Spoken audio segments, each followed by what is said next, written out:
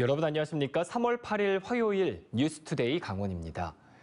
오는 9일 대통령 선거를 앞두고 치러진 사전투표에서 강원도의 사전투표율이 40%에 육박하는 등 선거 열기가 절정으로 치닫고 있습니다. 각 정당들은 강원도에서 승리하기 위한 판세 등을 분석하며 막판 총력전을 벌이고 있습니다. 백승호 기자가 보도합니다. 지난 4일부터 이틀 동안 치러진 대통령 선거 사전투표에 참여한 강원도민은 51만 2천여 명에 달합니다. 투표율 38.42%로 강원도 유권자 10명 중 4명 정도가 미리 투표한 셈입니다. 지난 19대 대통령 선거의 강원도 투표율은 74.3%. 이번 사전투표 열기가 이어져 20대 대통령 선거의 투표율이 80%를 넘길 수 있을지가 관심입니다. 코로나19 감염 걱정 없이 투표하실 수 있도록 안심투표소 운영을 위해 최선을 다하고 있습니다. 3월 9일 제20대 대통령 선거 투표에 참여하시어 소중한 권리 꼭 행사해 주시기 바랍니다. 대통령 선거가 워낙 박빙으로 치러지다 보니 정당들마다 지지세 결집에 총력을 쏟았고 그만큼 투표하는 유권자가 많아질 수 있다는 분석이 나오고 있습니다. 각 정당들은 저마다의 셈법으로 강원도의 판세를 전망하고 있습니다. 더불어민주당은 그동안 침묵했던 20, 30대 여성들의 투표가 늘면 더 유리할 수 있다고 보고 있습니다. 또 윤석열, 안철수 후보 단일화 역풍이 거센 가운데 최근 3차례 TV 토론을 통해 이재명 후보의 인물론이 부각됐다며 강원도에서 선전을 기대하고 있습니다. 50조 원을 마련해서 지난 2년간의 모든 손실을 보상하겠다고 약속하고 있습니다. 국민의힘은 강원도민들의 지지율 60% 이상을 목표로 하고 있습니다. 윤석열 후보는 외가인 강원도와 연고가 있는 데다 지금까지 영동에서 지지세 흐름이 좋았다며 영서 지역에서 득표율 50%를 넘긴다면 목표 달성이 가능할 것으로 보고 있습니다. 새로운 술을 새 부대에다 꽂을 때가 됐습니다. 우리 대한민국이 바로하기 위해서 여러분과 함께 윤석열을 믿습니다. 선거 유세가 막판으로 치달으면서 더불어민주당은 무박 3일 유세 총력전에 나섰고 국민의힘은 48시간 총력, 투표 독려 활동을 벌이고 있습니다. MBC 뉴스 백승호입니다. 코로나19 확산세 속에 개학을 맞은 지 2주차가 됐습니다. 개학 첫 주 춘천에서만 1,700명이 넘는 학생 확진자가 나오면서 확진자가 급증할 것이라는 우려가 현실이 되고 있는데요. 일부 학교에서는 각기 다른 방역 지침 때문에 혼선이 빚어지고 있습니다. 이승현 기자입니다. 지난주 문을 연 학생과 교직원 PCR 선별 검사소입니다. 강원도교육청이 개학 이후 확진자 급증에 대비하기 위해 설치 운영하고 있는데 방문객이 하루 평균 400~500명에 달하고 있습니다. 같은 학급에서 확진자가 나왔다는 연락을 받고 이곳을 찾은 학부모는 불안한 마음에 검사소 주변을 떠나지 못합니다.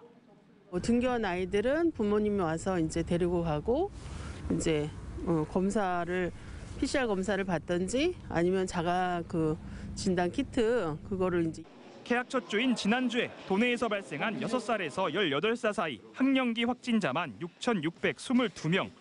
춘천과 원주에서만 각각 1,700명씩 학생과 교직원이 확진됐습니다. 개학 이후 학생과 교직원 확진자가 급증할 거라는 우려가 현실이 된 겁니다. 많이 와요.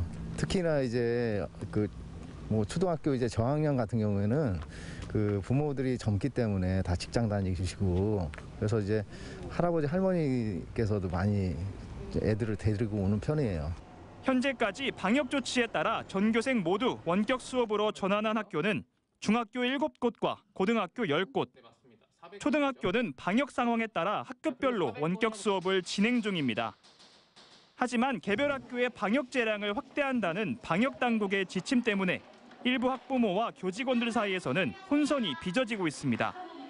접촉자들은 원칙대로 등교 중지를 하는 학교도 있고 이틀마다 신속 항원 검사를 하라는 학교도 있고 그러다 보니까 이제 학부모님들께서는 어떤 게 맞는지 왜 이 학교는 그런데 저 학교는 우리 학교는 이렇게 하느냐라는 식의 민원도 있고 그런 상황이에요. 강원도교육청은 교육 현장에 혼선이 없도록 다음 주까지 세부적인 방역 지침을 마련할 계획이지만 학교 내 확산고리를 끊을 수 있을지 의문이 제기되고 있습니다. MBC 뉴스 이승현입니다. 때와 장소를 가리지 않는 게 주차난이지만 지은 지 수십 년 된 소규모 공공시설의 주차난은 유독 심각합니다. 건립 당시에는 주차장 확보 규정이 느슨했기 때문인데 해법이라고 나오는 게 결국 주차장 유료화입니다. 황구선 기자입니다. 원주시 장애인 종합복지관. 20년 가까이 지역 유일 장애인 복지관으로 각종 치료 프로그램이 진행됐던 곳입니다. 이용객은 하루 평균 300명, 대부분 자가용에 의존하는데 최대 19대를 세울 수 있는 주차장으론 감당이 안 됩니다. 장애인인 시설 이용자와 활동 지원사, 봉사활동하는 시민까지 너나 할 것 없이 불법 주차를 할 수밖에 없습니다. 주차 면적이 좁다 보니까 복지관 안에 차를 댈 수 없는 상황이 발생을 하면 주변에 있는 도로가에 차를 대기 때문에 이 같은 상황 때문인지 주차가 엄격히 금지된 인근의 노인 보호구역에서도 불법 주차가 반복되고 있습니다. 주차장에 차를 세웠다가 2중, 3중으로 세워진 차들 때문에 낭패를 보는 경우도 허다합니다. 2중, 3중으로 주차를 시켜놓으면 방송을 해도 차가 없어요. 그러면 저는 급하게 치료 선생님한테 전화해서 차를 지금 못 빼서 우리가 조금 늦는다. 역시 건립 20년이 지난 원주 세무서. 말 그대로 사시사철 주차난입니다. 빈 주차면은커녕 청사 안에서 빈 공간을 찾는 것 자체가 매우 어렵습니다.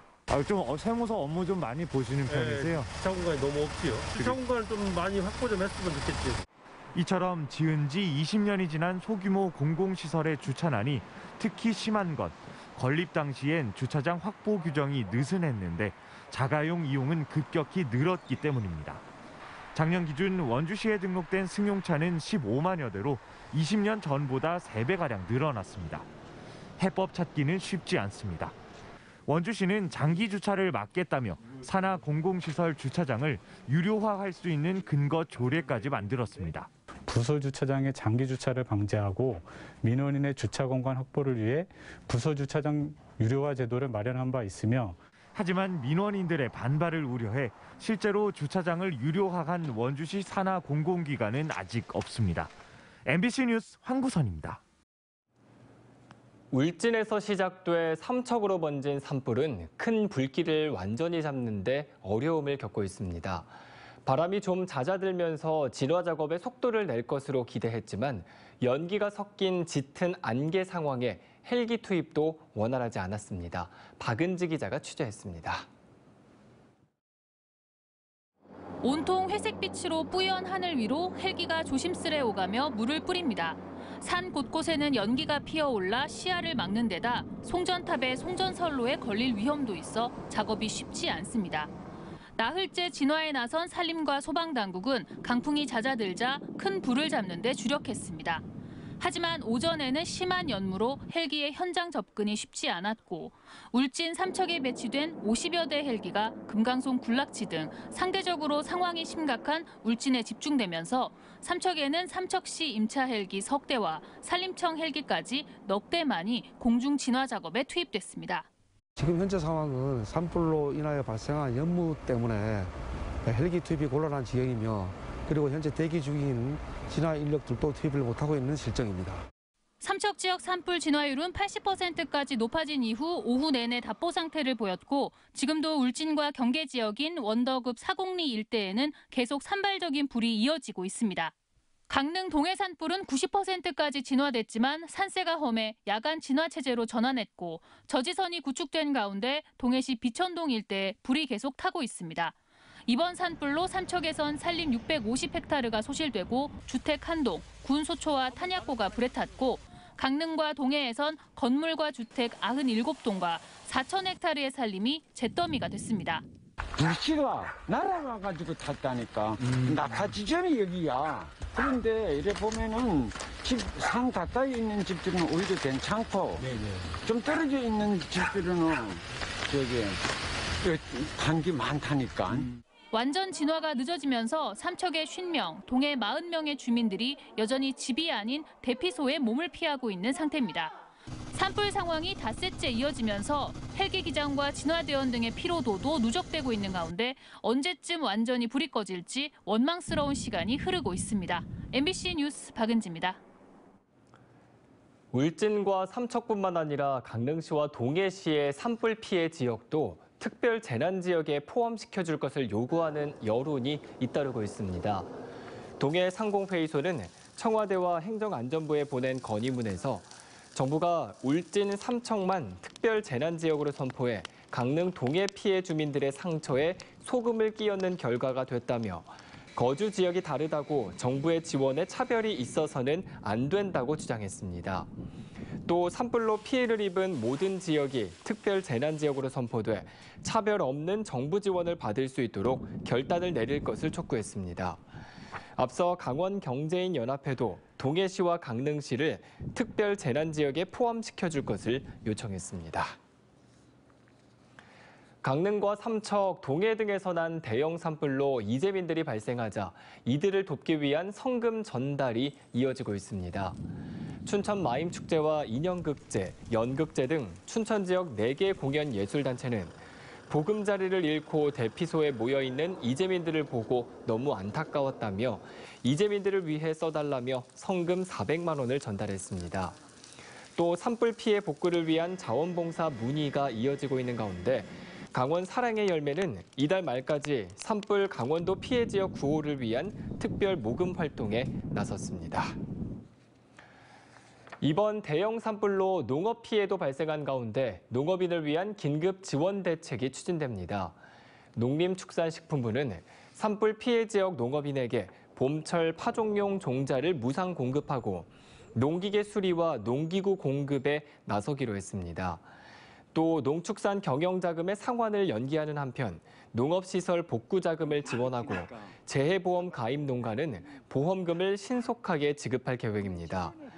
도내 농업시설물 피해는 현재까지 강릉에서 창고와 농막, 축사 등 3동으로 집계됐으며 산불이 진화된 후 조사가 본격화되면 피해는 더 늘어날 것으로 예상되고 있습니다.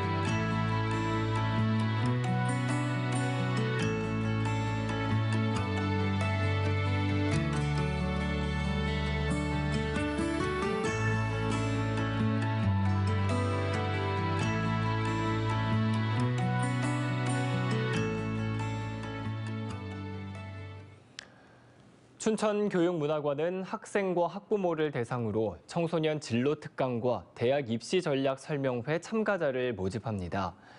오는 26일은 진로 설계, 4월 2일에는 차별화된 학생생활 기록부, 5월 12일은 입시 전략을 주제로 총 3번에 걸쳐 진행됩니다.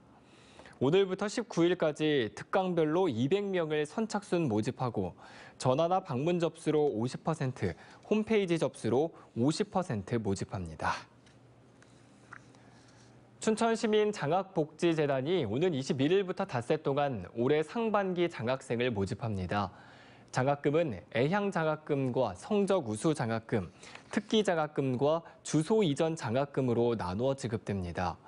애향장학금은 저소득 자녀 50%와 통리반장 자녀 30% 등의 비율로 뽑고 성적우수장학금은 대학생의 경우 직전 학기 성적이 A학점 이상, 고등학생은 2등급 이상 돼야 신청할 수 있습니다.